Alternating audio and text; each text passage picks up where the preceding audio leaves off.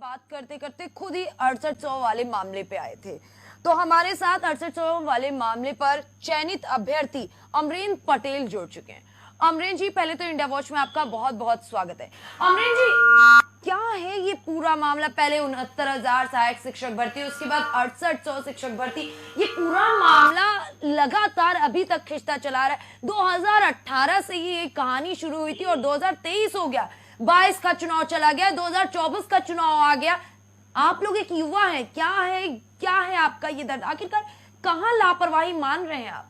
देखिए, पहले तो आपके दर्शकों को और आपका बहुत बहुत धन्यवाद। और दर्शकों को मैं ये बताना चाहता हूँ कि इस समय जो उत्तर प्रदेश में पिछड़े और दलितों के साथ कानूनी रूप से, कागजी रूप से और तमाम मुंह से बोला जाता है कि नहीं, इनको आरक्षण दे रहे हैं, ये कर रहे हैं, वो कर रहे हैं, नियम कानून में वही जो प्राविधान में है उसी की हम लोग मांग भी करते हैं। ऐसा नहीं कि हम अलग से मांग रहे हैं कि हमें ओबीसी का 27% चाहिए तो हमें 35% दे दीजिए, 45% दे दीजिए, ऐसा हम लोग कुछ भी नहीं कर रहे हैं।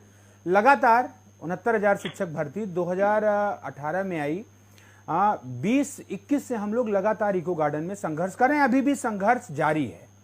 लेकिन वास्तविक स्थिति ये है कि सरकार हमको ये कहती है कि नहीं, हम आपके साथ हैं। और आपने देखा कि 6800 लिस्ट उसी की देन है।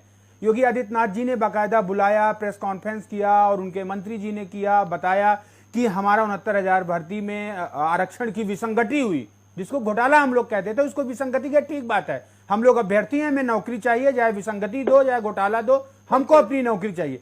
लेकिन उनके अधिकारी, उनके लोग मिले हुए लोग हैं, वो लोग ले जाके कोर्ट में फिर से उसको फंसा देते हैं और ये बताते, वहां से लिस्ट को रद्द करा देते हैं। सरकार कहती है कि हम आपके साथ हैं, हम आपकी बात कर रहे हैं, लेकिन हमारी बात वहां नहीं की जाती है। हमारी लिस्ट सरकार की कमजोर पैरवी, सरकार की लचर पैरवी की वजह से रद्द हो जाती है।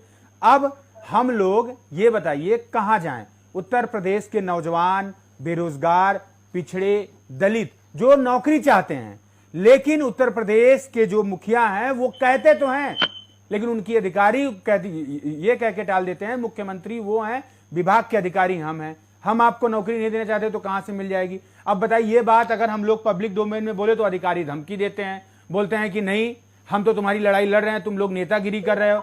बताइए, हम लोग आंदोलन कर सकते हैं, पढ़ सकते हैं, लिख सकते हैं, नेतागिरी नहीं कर सकते हैं जी। अपनी आवाज उठाओ तो नेतागिरी कह दी जाती है। कुल मिला के 69,000 शिक्षक भर्ती में आरक्षण का घोटाला हुआ, ये सरकार ने भी माना। दूसरी बात, हाई कोर्ट ने 13 तारीख के आदेश में, 13 मार्च का आदेश आया और उसमें स्पष्ट कहा कि रिजर्वेशन का स्कैम हुआ है। आप पूरी लिस्ट को रिव्यू करिए, उसको देखिए, कहां क्या गलती हुई है, हमारे समक्ष रखिए, हम उसको फिर से नई लिस्ट बनाएंगे। तो इस तरीके से कोर्ट भी मान रही है। राष्ट्रीय पिछड़ा वर्ग आयोग की रिपोर्ट थी, बताइए, ये कहते हैं कि संवैधानिक संस्था हमने पिछड़ों के लिए बनाया और पिछड़ों की रिपोर्ट है, पिछड़ा आयोग की रिपोर्ट है कि भाई साहब इसमें गलती हुई है, इसको आप सही करिए, इनको नियुक्ति दीजिए। उसी रिपोर्ट के बिहाफ पे इन्होंने 6800 की लिस्ट निकाली। लेकिन आज चुनाव निकल गया, रिपोर्ट निकल गई, वो लिस्ट क्वेश करा दिए। आज अधिकारी, वही मंत्री हम लोगों की बात सुनना नहीं चाहते। तो हम भी बता दें, हम लोग 2 साल संघर्ष किए और सड़क पे 2 साल रहे, आने वाला चाहे 2 साल और रहना पड़े। 24 का चुनाव है, पूरे देश, पूरे प्रदेश में ओबीसी के संगठनों से मिलेंगे।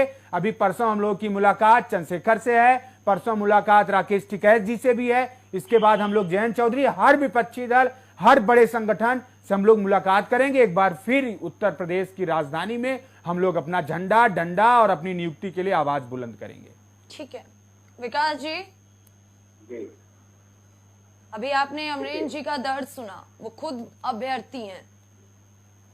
देखिए, मैंने पहले ही कहा कि कहीं न कहीं अधिकारियों की जो चूक है उस पर सरकार बहुत गंभीर है और सरकार बड़ी गंभीरता से प्रयास भी कर रही है। सुशील जी और अमरेन जी का, दोनों लोगों का यही कहना है कि अगर सरकार गंभीर है तो 2018 से अभी तक इस पे परिणाम क्यों नहीं आया?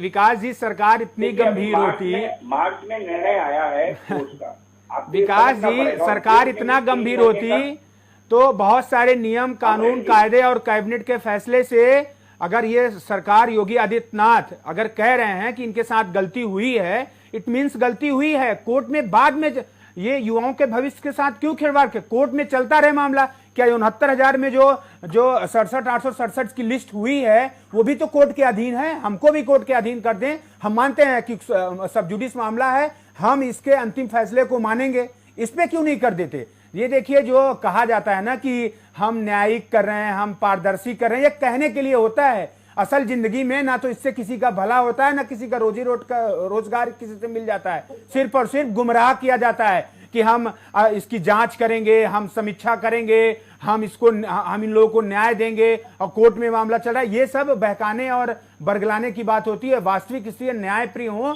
तो आज के डेट में नियुक्ति दें। और हम कह रहे हैं, हम उस 6800 को लीड कर रहे हैं। मैं कह रहा हूं कि मैं उत्तर प्रदेश के योगी आदित्यनाथ मुख्यमंत्री की बात मानूंगा, कोर्ट की बात मानूंगा, जो भी आखिरी फैसला होगा उसके अधीन हमको रखें, हमको नियुक्ति दें। हम ये नहीं कह रहे हैं कि हमें अलग से आप 75% दे दो। जो योगी आदित्यनाथ और जो लिस्ट रिविजिट की बात कर रहे हैं, लिस्ट रिविजिट के बाद ही 6800 की लिस्ट आई थी।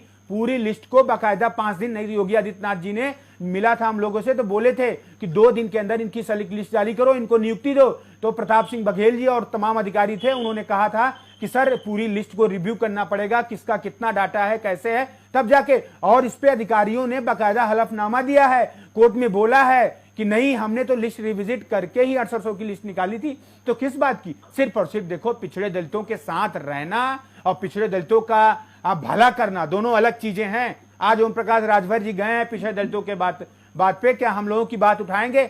इससे पहले आज 4 महीने 6 महीने से लगातार चिल्ला रहे हैं 69,000 भर्ती में घोटाला हुआ है, हम तो केशव प्रसाद मौर्य के छाती पे चढ़ के आरक्षण लेंगे, आज नहीं ले पा रहे हैं। आज वही माला पहन रहे हैं, क्यों नहीं पहन रहे हैं भाई? अनुप्रिया पटेल जी हैं, उसी पार्टी में हैं, रोज चिल्लाती हैं कि पिछड़ों का आरक्षण दिलाएंगे, पिछड़ों का। 2 साल से हम लोग गिड़गिड़ा के सभी पिछड़े जो भारतीय जनता पार्टी में हैं उनके दर पे चरण वंदना लोट के लपोट के हम लोग वहां बैठे हैं, रोज जाते हैं और लड्डू और जुमला लेकर वापस चले आते हैं। कैसे चलेगा युवाओं का? कैसे पिछड़े दलितों की बात होगी? ठीक है अमरेंद्र जी, आपका दर्द बिल्कुल जायज है। विकास जी, मैं बिल्कुल स्पष्ट रूप से स्नेहा जी पहले देश में कह चुका हूँ आपकी डिबेट में, निश्चित तौर पर आप अभ्यर्थी और आपकी नियुक्ति होना जायज है, वो बनता है, कहीं ना कहीं नियुक्ति होनी भी चाहिए। मैं भी उस बात को स्वीकार कर रहा हूँ। और जहां तक 6800 नियुक्तियों के रद्द होने का मामला है, तो देखिए हाईकोर्ट की वर्डिक्ट के हिसाब से वो उस लिस्ट को रोका गया, या मान लीजिए उसे डिबार किया गया उस लिस्ट को। तो उसके बाद जाकर के सारी की सारी अब भर्ती प्रक्रिया हाईकोर्ट की कोर्ट के अधीन हो गई है। ये नहीं, मैं विकास जी चाह रहा हूँ कि आप मुख्यमंत्री जी को मानते हैं, अधिकारियों को मानते हैं कि हाईकोर्ट को मानते हैं? अरे अमरेंद्र जी, मुझे भी बोलने दीजिए। नहीं, क्यों बोलने दें? आप लोग तो पूरा हम लोग को मौन 2 साल 3 साल से सड़कों पे दौड़ा रहे हैं, तो क्यों बोलने दें आपको? और गलत सलत क्यों बोलेंगे भाई अमरेंद्र जी, जब आपको उस चीज के बारे में पता ही नहीं? 6800 के बारे में बताइए, मुख्यमंत्री जी के आदेश के अनुसार लिस्ट आई है।